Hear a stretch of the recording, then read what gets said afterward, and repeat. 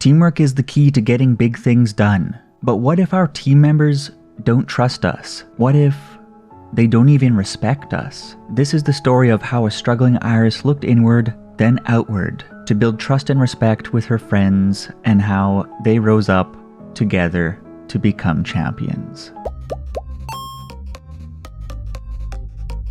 Hey everyone, it's Charles. How are you today? Best Wishes, or simply Black and White as it became known in the English-speaking world, is a particularly polarizing stretch of the Pokemon anime, largely due to its soft reset of Ash Ketchum's character not being that soft at all, to be honest. Hot off his peak performance in Diamond and Pearl, Ash was seemingly struck on the head with a rock that dropped his big brain 80 IQ down into the realm of the Neanderthals. And apparently, Pikachu was done just as dirty.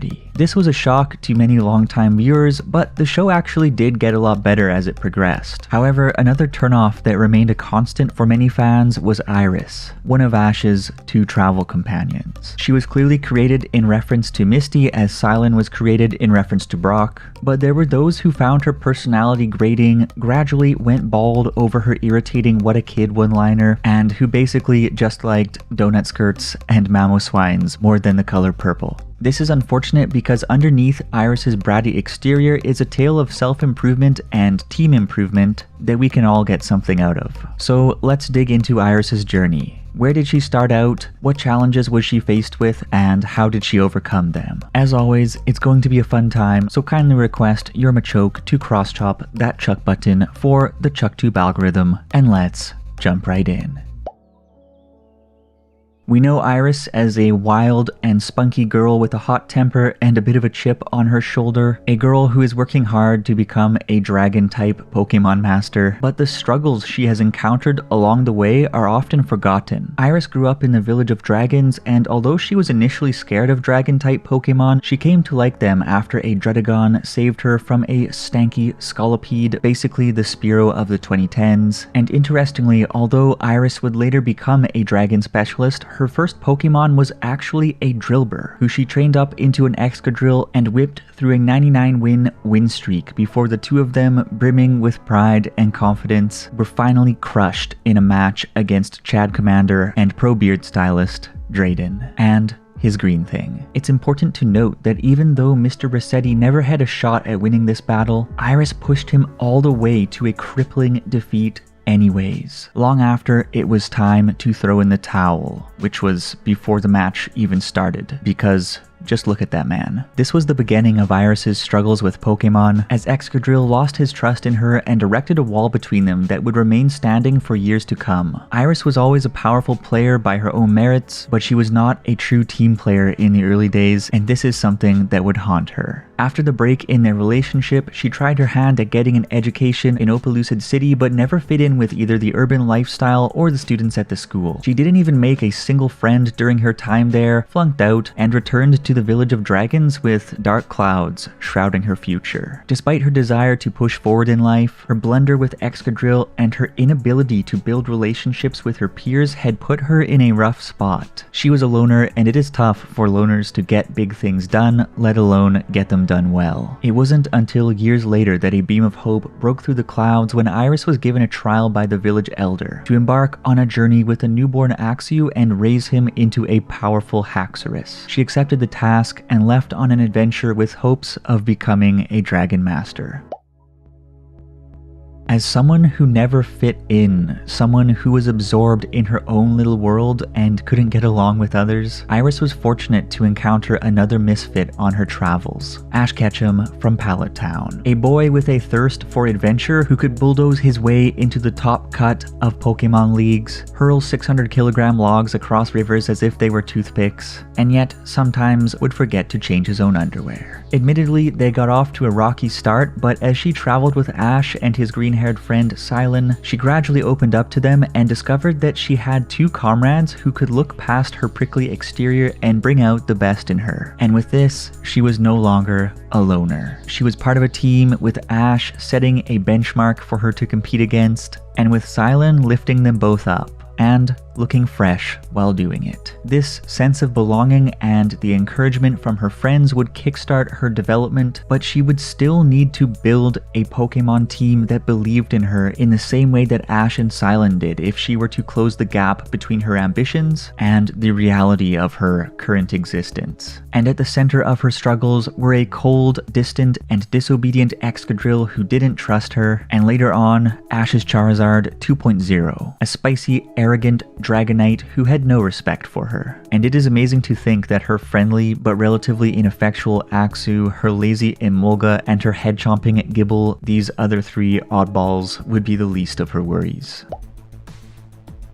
Trust is a very important thing in teams because it gives team members the sense of psychological safety necessary to hit their highest levels of effectiveness, or shall we say, super effectiveness, and drive results. Without trust, the team flounders. As such, for Team Iris to unlock its potential, Iris would need to rebuild the trust between herself and Excadrill. And while Iris was ages away from a looming rematch with her mentor and ultra rival Drayden, a girl known as Dragon Buster Georgia, a trainer whose goal was to conquer every dragon type specialist she encountered, would serve as a valuable catalyst in this endeavor. Sparks flew between the two girls, and their rivalry would underpin much of Iris's character development in Best Wishes. In their first match, Iris was clearly the inferior trainer, getting a mind-breaking L stuffed down her throat by Georgia and her Beartic, in part due to Axew's weakness, but primarily because of Excadrill's disobedience. But of course, the outcome of this match had actually already been etched out in stone years ago when Iris and Excadrill's friendship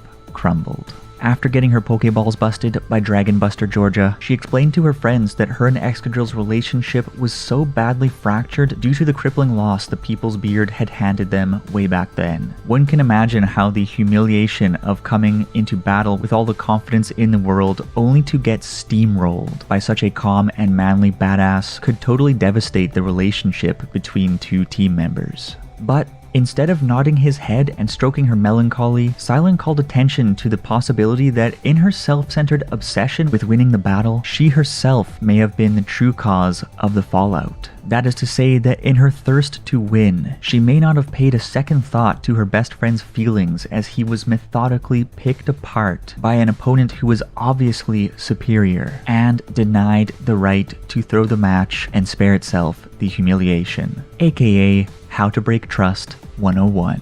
This was a big eye-opener for Iris, and later that night, racked with guilt but also understanding of her oopsies, she initiated a heart-to-heart conversation with Excadrill about the situation. As with so many damaged relationships, as soon as she opened up to Excadrill and Excadrill saw Iris take ownership of her mistake, all it took was a heartfelt apology and a promise to do better to rekindle the bond between these two. It sounds so simple, but when trust is damaged, an honest talk can do wonders at rebuilding faith between two people, or a person and a large mole. And just like that, with her BFF mole thing back on board, Iris took a huge leap forward on her quest for strength. After switching from an individual-oriented focus to a team-oriented focus and regaining Excadrill's trust, Iris was able to take Georgia to a draw in the next match and climb another rung up on the ladder to championdom and to the mastery of her craft. However, yet another challenge awaited just around the corner in the form of a chubby thing with antennas. Respect is a key building block for teamwork and an absolute necessity in any functioning relationship. If you don't respect someone, why would you have confidence in them or their work? And why would you want to follow their commands? And if you are not respected, then what kind of damage does that do to your self-worth? Before you can even think of building trust, respect needs to be part of the equation. As you may know, Iris caught a powerful Dragonite that was incredibly unruly and disobedient in its early days with her, and didn't have any interest in what she had to say because it did not have confidence in the quality of her character. And while it actually did manage to take out Georgia's Beartic and Dawn's very big Swinub through a show of raw strength in the Pokemon World Tournament Junior Cup, the victories were shallow. They were not Iris's wins, they were Dragonite's wins. Dragonite did not respect Iris and did not seem to view itself as part of a team. And of course, a team without teamwork is not really a team at all, and their dysfunctional relationship would soon see them run to the ground when Krokorok Ketchum dropped them like hot potatoes in the next round.